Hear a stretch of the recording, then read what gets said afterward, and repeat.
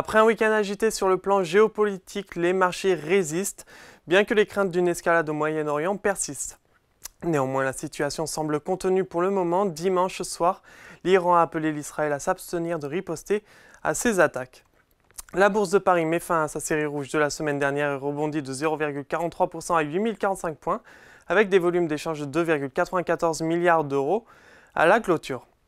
Parmi les valeurs en hausse, Stellantis augmente de 2,44%, suivi par les valeurs du luxe avec LVMH qui prend 1,74%.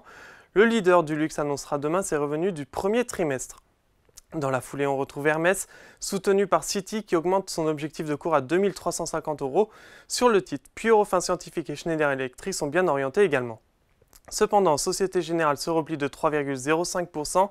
Téléperformance cède à nouveau du terrain avec une quatrième séance de baisse consécutive, clôturant à 88,16 €.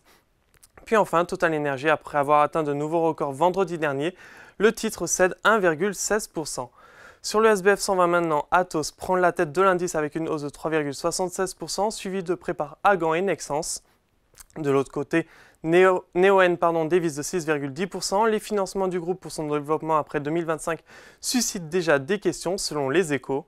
Dans son sillage, on retrouve Forvia et Elior Group perdant respectivement 3,66 et 3,55%.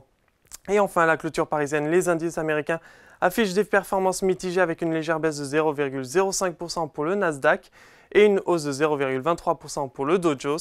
Autre élément du jour, Morgan Stanley a annoncé des bénéfices trimestriels supérieurs aux prévisions et les ventes au détail de mars ont également dépassé les attentes sur le territoire outre-Atlantique. Voilà, c'est tout pour ce soir, mais n'oubliez pas, toute l'actualité économique et financière est sur Boursorama.